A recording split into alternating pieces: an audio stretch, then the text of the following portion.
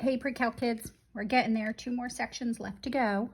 Today we're going to talk about 10.4, the analytic parabola. Just a friendly reminder, you should know everything there is to know about vertical parabolas. Vertical parabolas, the general form of the equation is y equals ax squared plus bx plus c. So this is a quadratic function in standard form. Looking at any quadratic function in standard form, you should be able to determine if it opens up or down, and that all depends on the leading coefficient. So if the leading coefficient is positive, we know it opens up. If the leading coefficient is negative, it opens down. Keep in mind the leading coefficient will never equal 0, because if it equals 0, that term disappears and we just have the linear function bx plus c. It would no longer be a parabola. Well, the y-intercept, to find the y-intercept of any equation, you set x equal to 0. And if we put 0 into this equation, the first 2 terms would disappear and the result would be c. So if you're given the equation of a quadratic function in its standard form, the y-intercept is always the number dangling on the end. The x-intercept, on the other hand, is a little different. We have to plug in 0 for y, so we have to solve the quadratic equation. 0 equals ax squared plus bx plus c. And we have 3 ways to solve quadratic equations. We can solve quadratic equations either by factoring. That should always be your first attempt, if it's factorable. If it's not factorable, then you can always resort to the quadratic equation, or you can complete the square and use the square root property. Given an equation in standard form, the vertex can be identified by looking at the coefficients a and b. The x-coordinate of the vertex is x equals the opposite of the coefficient in front of x, so negative b, all over twice the leading coefficient. So that's the beginning part of the quadratic formula, the part without the square root. And then to find y, well, we plug this, what we get for x, into ax squared plus bx plus c. So you find the x-coordinate first, and then plug it in here for x, and then solve for y. The equation of the axis of symmetry. All parabolas have an axis of symmetry. If it's a right side up or an upside down parabola, the axis of symmetry is a vertical line that goes through the vertex. So when it asks for the equation of the axis of symmetry, it's looking for an equation. It's going to be x equals negative b over 2a, and you have to include all parts. Here, x equals negative b over 2a identifies this single value of x, where x equals negative b over 2a here is the equation for the axis of symmetry. So let's quickly go through a vertical parabola example. And again, this all should be review, so let's find everything. Now, the question won't say ever to you identify everything. It will give you the actual list of what it's looking for, but we're going to go through each one of the things that I listed on the previous page. First of all, we have y equals negative 3x squared minus 12x plus 15. We know that this is going to open down. The leading coefficient, negative 3, is less than 0. So when I graph it, I'm going to expect it to be what we call a negative or an upside down parabola. The y-intercept, where does it cross the y-axis? Well, you plug in 0 for x. And if you plug in 0 for x, you get negative 3 times 0 squared minus 12 times 0 plus 15, which is just 15. So it's going to cross the y-axis at the point 0, 15. To find the x-intercepts, these are all important features. Now, not all quadratic functions have x-intercepts.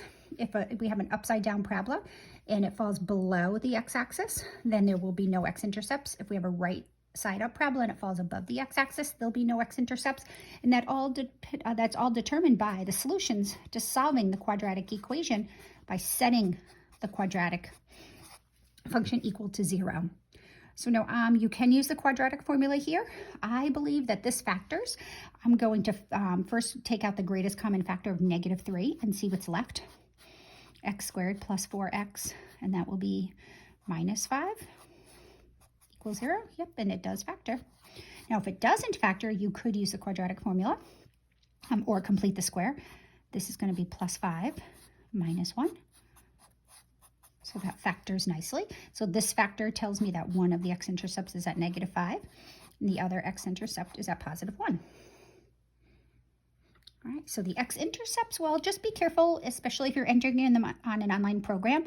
The x-intercepts, they may just ask for the x-coordinates of the x-intercept, or they may ask for as an ordered pair. So this is going to cross the x-axis at the ordered pair, -5, 0, and at the point 1, 0. Right, the vertex, all parabolas have a vertex. The x-coordinate of the vertex is found by taking the opposite of what's in front of the x. So it's going to be opposite of -12, which will be +12, all over 2 times a, which is -3. So the x-coordinate of the vertex is -2. And to find y, we put -2 back into the function. So -3 times -2 squared minus 12 times -2 plus 15. And just be really careful that you don't make silly mistakes with your algebra, because that can throw off the whole problem. So I'm just going to do this. That's 4. That's -12 plus 24 plus 15. Looks like it's going to be 27. Right? Okay. So my vertex is thus the point -2, 27. I'm just going to double check that because I didn't do this ahead of time. -12 plus -2 times -12 is +24 plus 15. Yeah, I'm pretty confident that it's 27. So there's my vertex. Now the equation of the axis of symmetry is going to be, now remember the axis of symmetry is always an equation, so it's always x equals some number, and it's always x equals the x-coordinate of the vertex. All right, so now let's put this all together on a graph, remembering that we're going to expect it to open down. I personally like to plot the vertex first. So we're going to be at -2. We're going to go up to 27, which is like right here. So that's going to be my vertex, -2, 27. Now the equation of the axis of symmetry, the vertex is part of the graph. The equation of the axis of symmetry is not part of the graph, but it does help us build the symmetry. So here is the vertical line. The axis of symmetry is x equals -2. This is the vertical line, x equals -2. All right, now I'm going to go, my y-intercept was at 0, 15. Whoops, yep, 27. All right, so 12, 13, 14, 15. It's going to cross right here at 15. All right, sorry, I didn't mean to shake you. My x-intercepts, it's going to cross at 1 and -5. Notice how the scale on my x-axis is different than the scale on my y-axis, so I can fit it in nicely. Often when you're graphing a parabola, especially in ALEKS, it'll ask for at least 5 points. Notice we have 4 really obvious points, 4 very important points. Whenever I plot the y-intercept, I always like to plot the point symmetric to the y-intercept, keeping in line that this parabola is going to be symmetric with respect to this line. So if we look here at -2, this x-intercept is 1, 2, 3 spaces to the right, and that x-intercept is 3 spaces to the left. If I go up here to my y-intercept, it's 2 steps to the right of the axis of symmetry. So there's going to be a point 2 spaces to the left right here. That's going to be that guy's what I call buddy point right here. So if this distance is 2, this distance is 2, and this has an x value of -2, that must have an x value of -4, and it's at the same height as my y-intercept. So there's yet another point. So there's 5 really super critical important points that are going to be helpful, and we're going to graph this guy. Okay, we're not always able to graph or plot the x-intercepts. My x-intercepts were not nice numbers. They were like radicals that we couldn't simplify. Then what we would do is find points other than the x-intercepts, maybe go out to the whole value inputs and find those corresponding outputs. So that's everything we need to know. Let's just put down a few extra things here. Let's talk about this for a minute. The domain. Well, the domain of all quadratic functions is all real numbers. The range depends on the y-coordinate of the vertex. So the y-coordinate of the vertex is 27. All my points on the curve fall beyond or below 27. So the range is all numbers below 27, including 27. Let's see. The end behavior, right here, we would say as x goes to infinity, y goes to -infinity. So as we move to the right, it goes down. As we move to the left, it also goes down. So the end behavior here, as x goes to infinity, -infinity, y also goes to -infinity. So as we go to the left, it also goes down. So there you go. There are important features. Oh yeah, one more thing. How about all parabolas have a maximum or a minimum value? Upside down parabolas have a max value. And the maximum value is the y coordinate, how high it goes or how low it goes. So this parabola has a maximum value of 27. So those are things we typically look for and expect that you are comfortable with our vertical parabolas. All right, we're going to change things up a little bit, and we're going to look at horizontal parabolas. Horizontal parabolas are just these guys right here, but we're going to either make them look left or they're going to go right. So typically what we're doing is we're just switching the roles of x and y. Horizontal parabolas would be equations in general form, ay squared plus by plus c. And in this case, it opens right if the leading coefficient is positive. So it's going to open this way, and the arrows are going to point in the positive direction. If the leading coefficient is negative, it's going to open in the negative direction. To find the x-intercept, we let y equal 0. So if we plug in 0 for y, we would just get the value of c.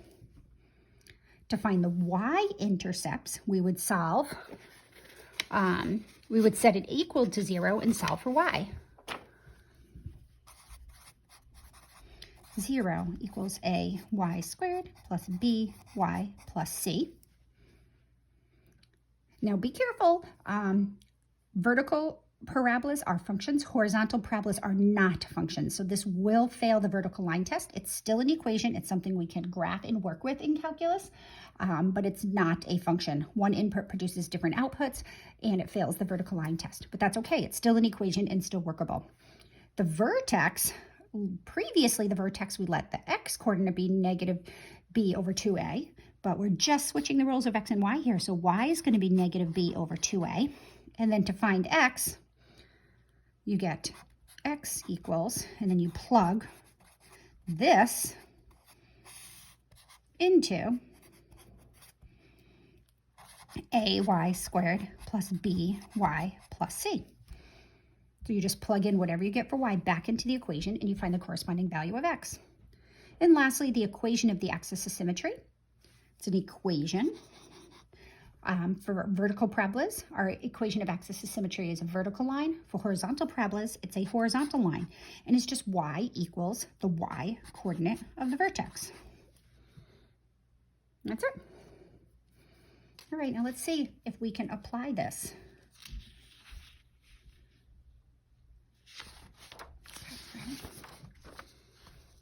So I just want to make sure I do the same thing. Let's see. All right. So we have x equals y squared minus 10y plus 4. So first thing, does it open right or left? Positive leading coefficient that we don't see here is 1, so it opens right. It's going to look like that, right? 2, my x-intercept is going to be, well, if y is 0, we plug in y for 0, we get x to be 4. It's going to cross the x-axis at 0, 4. My y-intercepts, we set this equal to 0. Okay, now I can see quickly that this doesn't factor because there's no two numbers I can multiply nicely to get 4, but add to get negative 10. So we're going to have to use the quadratic equation here. So y is going to equal opposite of b plus or minus b squared, which is 100, minus 4 times the leading coefficient a times c, all over 2 times the leading coefficient, and then we clean this guy up. 10 plus or minus 100 minus 16 is 84. Square root of 84 all over 2. Square root of 84 is, I'm going to make a little side note here, 84. Well, 4 clearly goes into 84. 4 times 21. So it's going to be 2 square root of 21. So this is going to be 10 over 2 plus or minus 2 square root of 21 over 2. So my two y-intercepts are 5 plus and minus the square root of 21. So therefore my y-intercepts When x is 0, y is equal to 5 minus the square root of 21. And when x is 0, y is also equal to 5 plus the square root of 21. Those would be the two places it crosses the y-axis. Now remember, this is not a function, so we can have two y-intercepts. Oops, that should be 3. There we go. I was wondering what I was doing. The vertex. Well, the y coordinate of the vertex is going to be negative b. It's going to be 10 all over 2 times 1, which is 5. And then to find x, we plug that back in. We get 5 squared minus 10 times 5 plus 4. So 25 minus 50, negative 24 plus 4 is negative 21. So my vertex is negative 21, 5. Now remember, we're still looking at the xy plane, so our ordered pairs are still listed x first, y second. All right, and then lastly, my axis of symmetry, my equation of my axis of symmetry, I'm just going to put this here, is y equals 5. So it's always the y coordinate of the vertex for horizontal parabolas. All right, let's plot all this. So I'm going to do my vertex first, negative 21, about right here, and then 5, 1, 2. So these are 2, 4, I did that. So negative 21, 5 is about here. I know it's going to open to the right. It crosses the x-axis at 4, 0.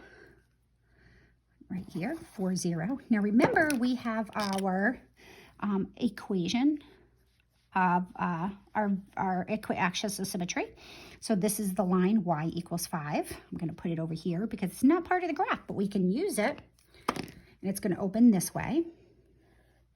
Now I know that the x-intercept is 5 units below the axis of symmetry, so its partner point must be 5 units above. So I know that the point 410 is also a point. I bet if I put 4 in, I would get 410.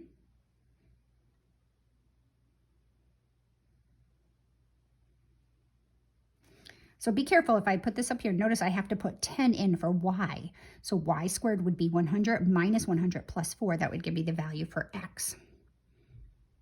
All right, so now notice my y-intercepts where it crosses the y-axis are not nice numbers. We can sort of approximate that. I can do 5 minus the square root of 21 and get that to be about equal to 0.4. And then I can do 5 plus the square root of 21, and I can get that to equal about 9.6.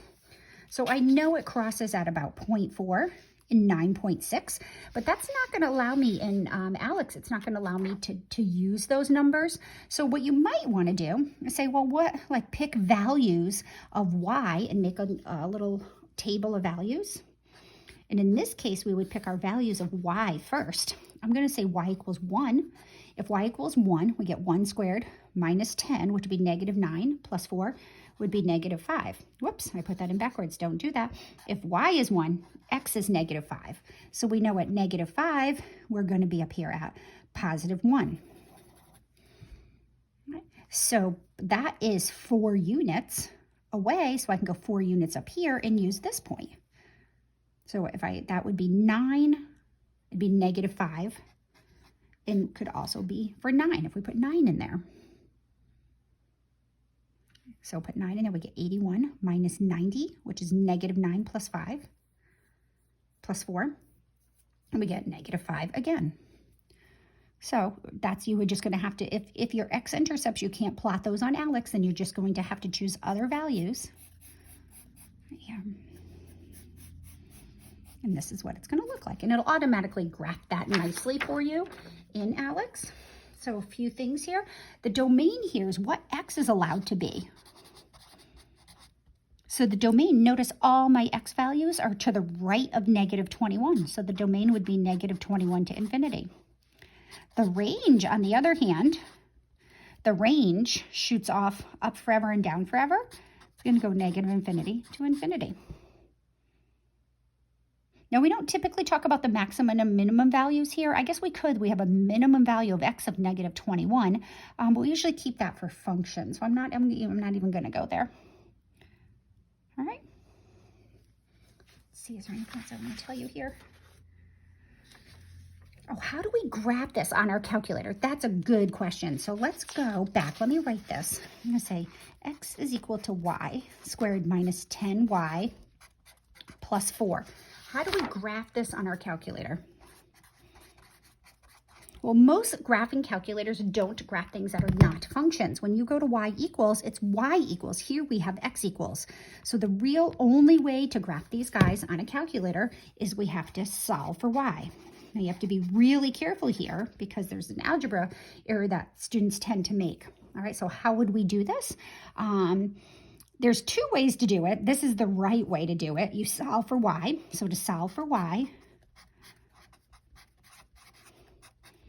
we have to subtract 4 from both sides. So we get x minus 4 equals y squared minus 10y. And to get these two y's into one y, we have to complete the square on the right-hand side in order to get just one y on the right-hand side. So we have to choose that magic number. I say this often. I know it's corny, but hopefully it helps you remember it. Take half of the coefficient in front of y. So half of negative 10 is negative 5. We square negative 5, and we get 25. So we're going to add 25 to both sides. And we get y squared minus 10y plus 25. And then that leaves my left side at x plus 21 equals y minus 5 squared. So notice we turn the two y's into just one y. Now to solve for y, we have to take the square root of both sides, but we have to be really super careful when we take the square root of something squared, because the square root of something squared produces both the positive and negative result. So if I take the square root of both sides, like this, I get that y minus 5 is equal to the positive or negative square root of x plus 21.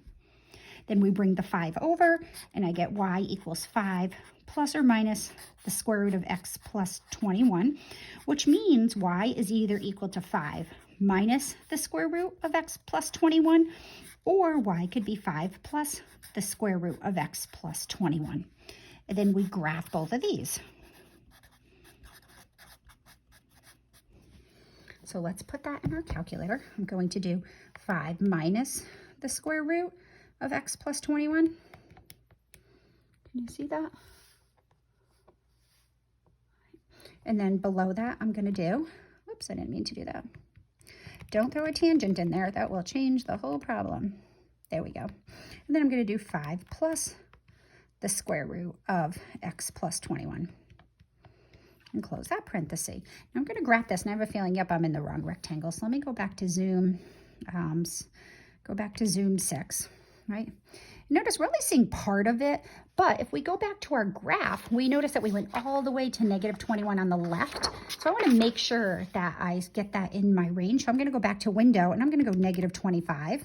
I'm going to graph that again. There we go. There's the bottom half, and there's the upper half. All right, so that is the only way nicely to graph these on your calculator. So your to-do for this section, your last pre-calc to do for this spring semester is read 10.4 and exercises. You're going to do 7 to 35 odd, and you're going to do Alex 10.4. Okay, so you have 100% of chapter 10 due on Wednesday, the night before your final exam. Chapter 10 will be on your final exam. All right, kids, thanks. Take care.